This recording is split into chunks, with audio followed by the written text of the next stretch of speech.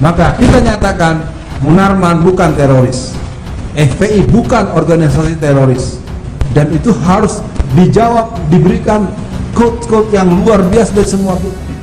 Makanya yang teroris itu yang sana UPM sih, orang anak PI nyumbangin orang banjir, bangun rumah orang rusak, kenapa jadi teroris? Siapa yang paling banyak ngangkat mayat di tsunami Aceh? Ya, waktu terjadi di daerah Jawa Barat itu namanya stasiun TV tertentu, datang ke sana tuh nggak jadi balik Pak, karena seluruhnya yang ada di posko-posko pelayanan anak FPI semua. Saya nyatakan dengan tegas, dengan segala kekurangan ilmu saya tidak pernah bertemu dengan yang namanya klaster masjid. Dulu awal COVID, Anda dengar yang namanya dari Kebun Jeruk, teman-teman jamaah tablik dari Jakarta Utara, Tanjung Priuk, 125 orang. Ketika mereka dibawa dari masjid Kebun Jeruk dibawa ke Wisma Atlet, itu disut oleh televisi. Beritanya besar-besaran. Cuma 4 jam Pak, 100% negatif semua. Ketika mereka pulang nggak ada yang ngesut. Masyarakat nggak tahu Pak Harto yang bisa membuat masjid Muslim Pancasila. Emang Jokowi udah bikin masjid di mana? Masjid dari Bidara juga jadi. Depan matanya dia tuh belok, mata tuh lihat mana masjid, kagak lu bangun-bangun.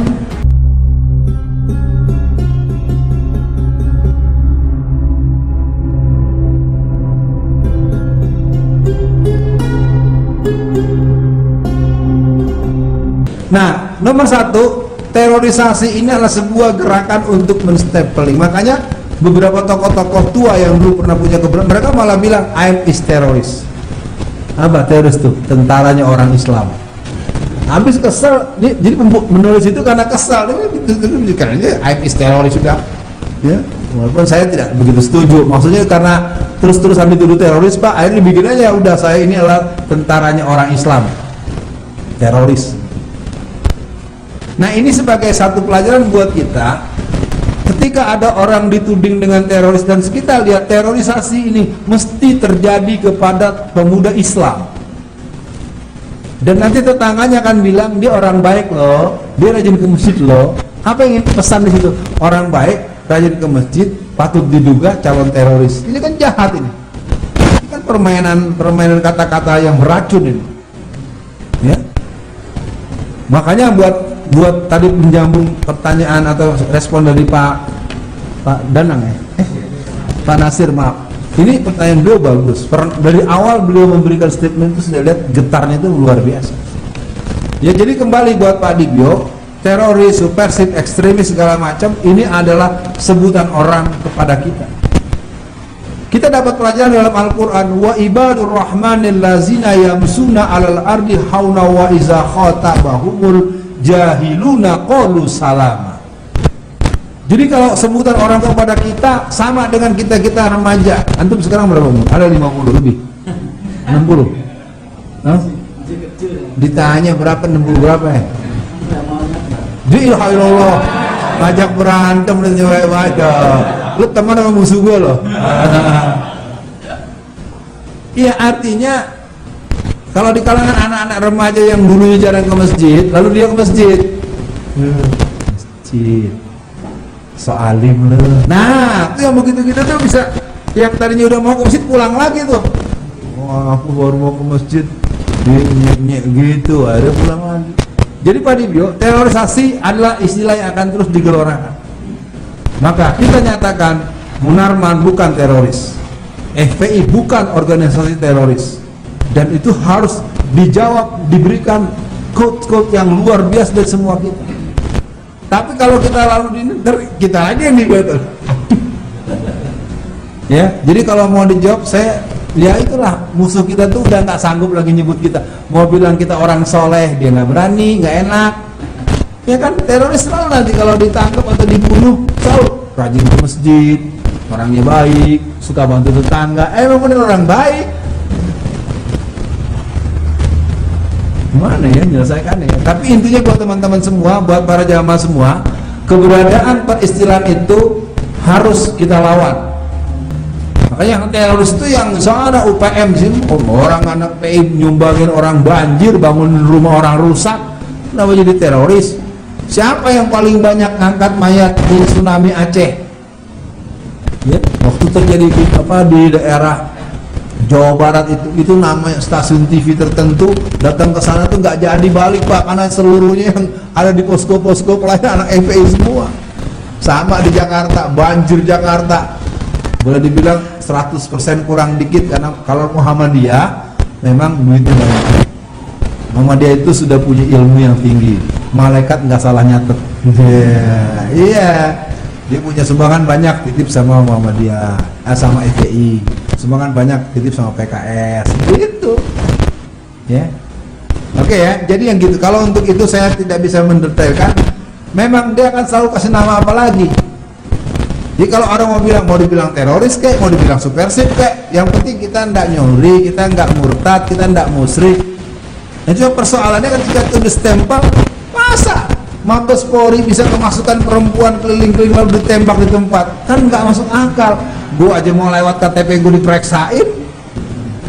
Ya kita tuh diajak pada satu sikap-sikap pembodohan yang membuat kita akhirnya jadi serba salah. Kita omongkan, kita lalu dianggap pencemaran nama baik lah, menghina institusi lah. Oke, untuk KUHAP saya sempat ngobrol banyak dengan Bang Yusril ya. Ya, jadi biar teman-teman paham, saya orang yang punya kebiasaan bergaul dengan semua gerakan apapun ya. Tetapi saya ingin mengatakan, saya kader P3, sekarang saya wakil ketua umum Partai Masyumi. Masalah buat lo. Ini udah jelas, ini kan kadang-kadang nih kalau udah ngomong, jangan panggil Ustadz Alfian ya. Lah, masalah di mana? Kadang-kadang ya udah kan panggil, kenapa lu panggil gue ke sekarang? Malu nggak tahu gue wakil ketua umum Masyumi? Iya kan? Ada kok beritanya udah tersebar luas kok dari kemarin. Kalau Anda melihat orang dengan formalitas kelembagaan. Pak Dibyo, KUHAP kita menurut saya memang ada sebuah sistem perundangan yang akan tetap dijaga, karena KUHAP sangat menguntungkan penguasa. Sementara begitu jawaban saya, karena nggak mau ada amandemen ngomong doang, nggak pernah terjadi. Undang-undang yang ada di KUHAP itu selalu menguntungkan penguasa. Korupsi, nabrak anak orang sampai mati, kalau kita ikutilah sejak orde reformasi. Ada kan anak pejabat tertentu nabrak sampai mati, cuma 2 bulan pulang. Kalau sebut nama lagi direkam lagi, kena pasal lagi gua nanti. Gua hafal yang gitu-gituan, tahu dah anaknya siapa, partai apa. Ya udah pada lupa ya. Iya aja. Nah bagi pengalaman. Mas Danang ya, yang ini yang ganteng nih. Mas Danang kelihatannya wawasannya cukup luas. Nasakom adalah sebuah nama yang sebetulnya merupakan mimpi gombal dari orang yang bernama Soekarno, yang sebetulnya dia sendiri kehilangan orientasi hidup. Sesungguhnya dia adalah orang satu guru, satu ilmu yang belajar dengan Haji Omar Said Cokro Aminoto. Dan semua orang tahu bahwa dia berguru bersama dengan orang yang bernama H.O.S. Cokro Aminoto dengan teman-temannya yang diantara bernama Marijan Kartosuwiryo dan para pentolan-pentolan PKI sama betul Pak ya.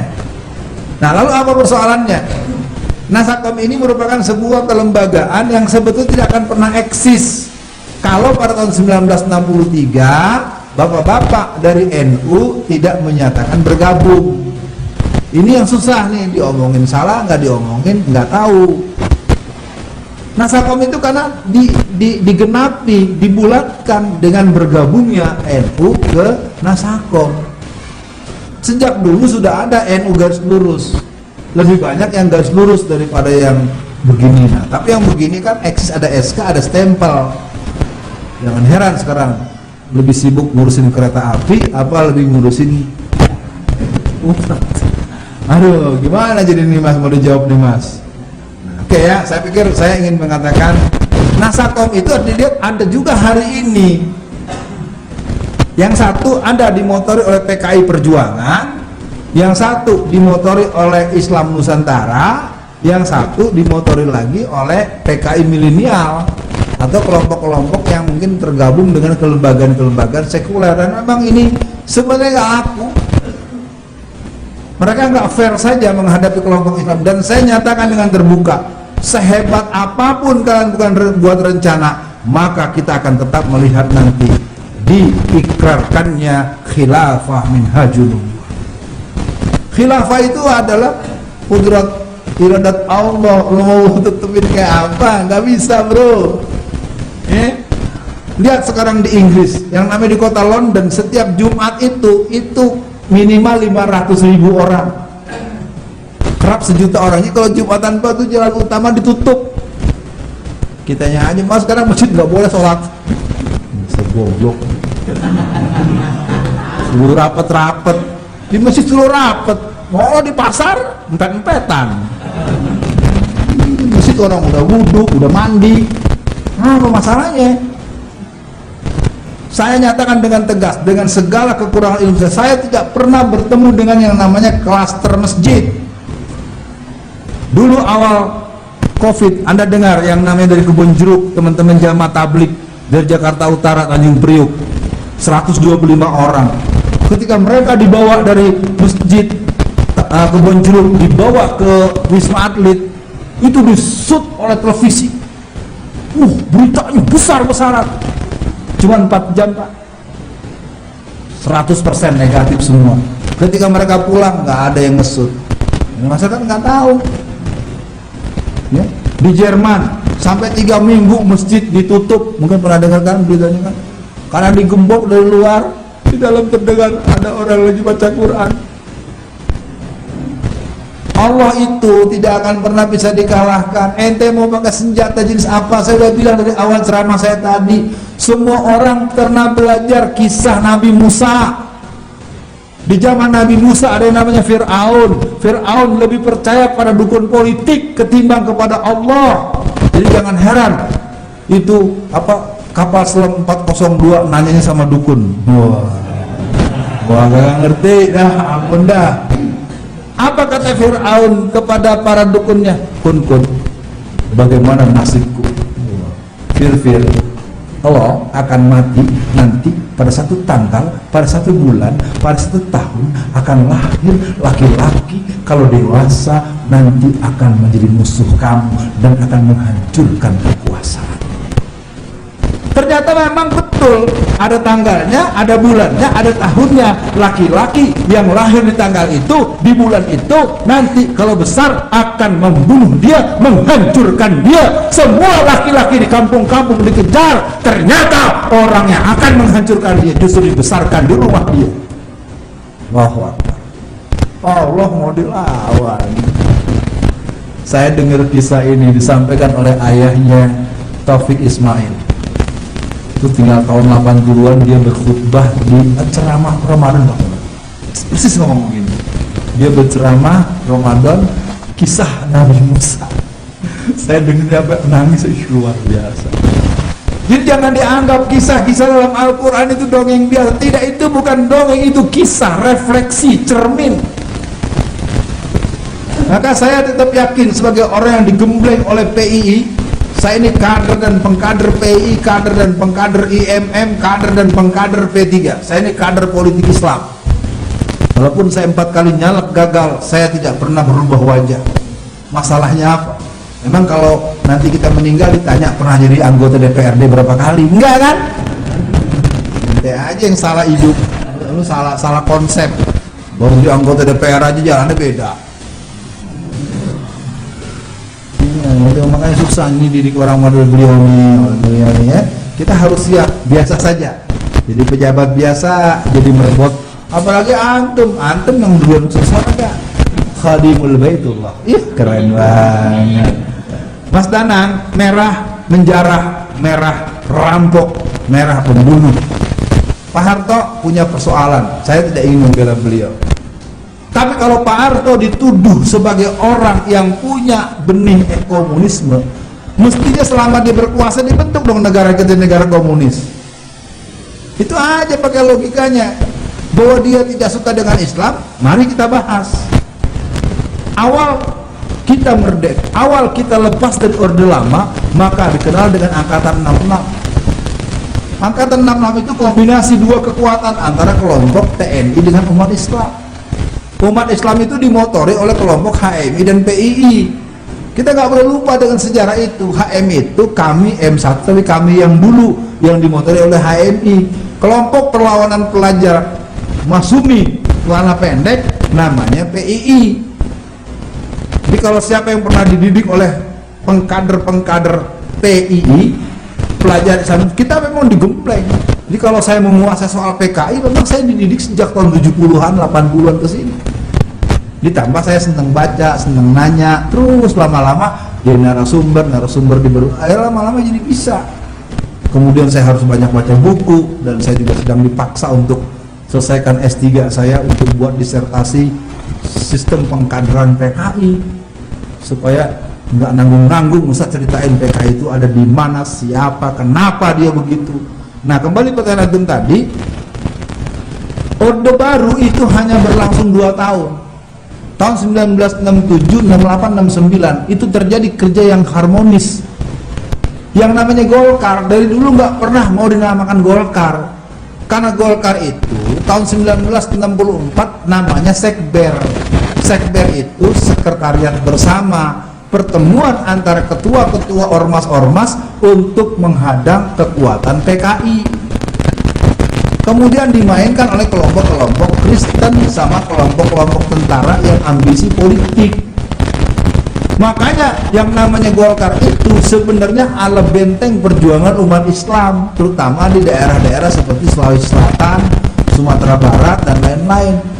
Karena kalau menggunakan sistem Islam, tahun 1967 Prawoto Mangkusasmito sudah mendatangi Pak Harto untuk kembali merehabilitasi Masyumi, karena Masyumi tidak ada persoalan, Masyumi tidak ada dasar konstitusi yang membuat dia terlarang. Jadi kalau ada orang ngomong sembarangan, nggak ada larangan buat Masyumi. Kalaupun Anda dengan sepeda partai, nggak usah bikin ngarang-ngarang cerita. Yang dilarang itu PKI dengan TAP MPRS nomor 25 tahun 66. Masyumi nggak ada larangan, mana larangannya, nggak ada. Kalaupun pembubaran hanya ngomong si Soekarno aja karena diprovokasi sama si PKI. Tahukah bapak-bapak ibu-ibu soal PRRI? PRRI itu adalah koreksi terhadap pengelolaan negara yang tidak jelas sistem pengelolaannya. Maka ditawarilah konsepsi yang berurusan dengan bagaimana sistem penataan negara yang berencana. Bergabungnya Masyumi pergi datang ke Maninjau, Sumatera Barat, itu hanya untuk menghentikan jangan sampai Amerika ikut-ikutan membuat negara ini diatur oleh Gedung Putih. Silakan baca berbagai disertasi tentang PRRI. PRRI itu adalah sebuah gerakan untuk agar negara ini diurus dengan.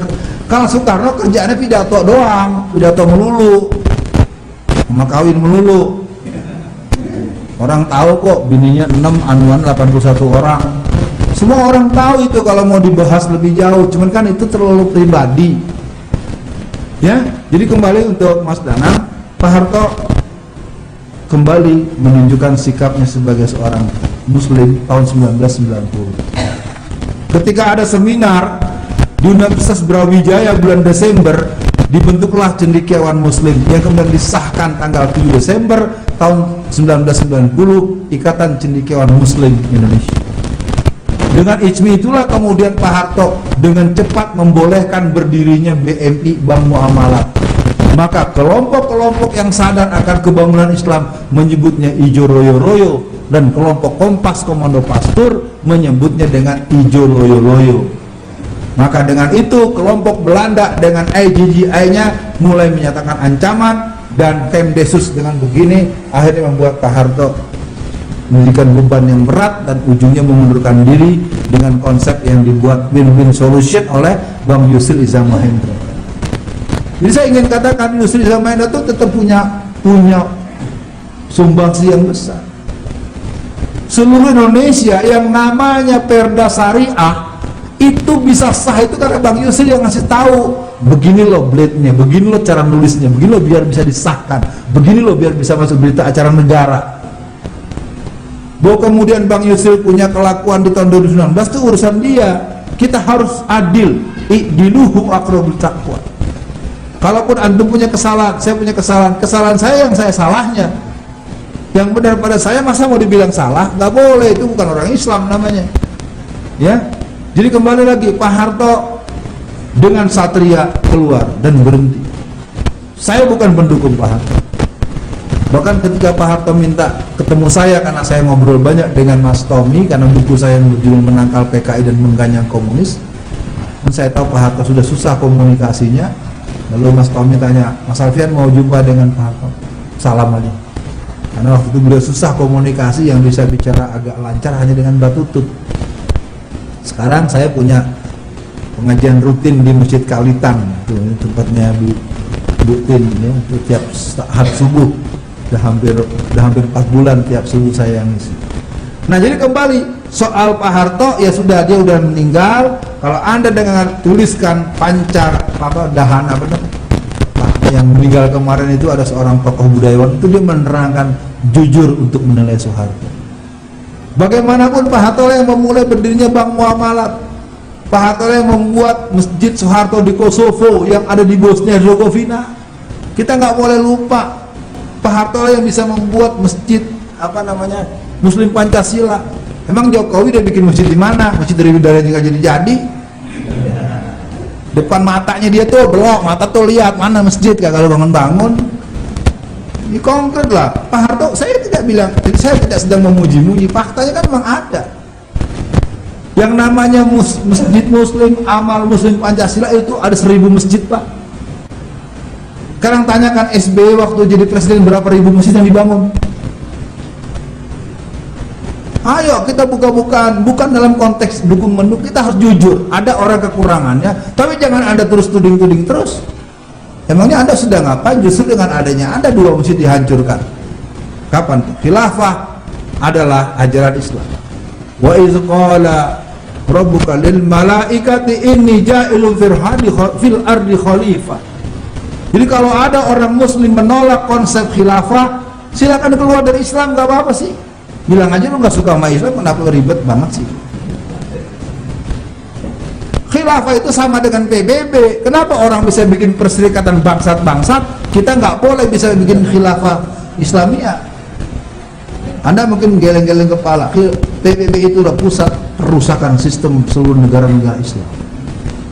Kalau Anda mendengar ada yang namanya pasukan perdamaian, pasukan perdamaian hanya diturunkan kalau pasukan Kristen, kalau pasukan Israel diduga bakal kalah dengan pasukan Islam, baru keluar yang namanya pasukan perdamaian ini. Anda lihat seluruh dunia, ketika pasukan Islam habis dia nggak pernah turun tuh pasukan perdamaian. Mana di Gaza, mana ada pasukan perdamaian. Tapi Anda melihat ketika di Bosnia itu ada harus bertanggung jawab tuh yang pernah jadi presiden Indonesia tuh, 6.000 orang mati gara-gara dia. Kita tuh ditipu sama dia, lu kita aja gak ngerti, udah tau musuh, mana ada musuh mau ngasih penyelamatan buat kita, gue tipu loh, kitanya aja minder. Udah ya, jadi khilafah itu adalah ajaran Islam. Yang gak percaya dengan khilafah, lo berarti temannya Dajjal.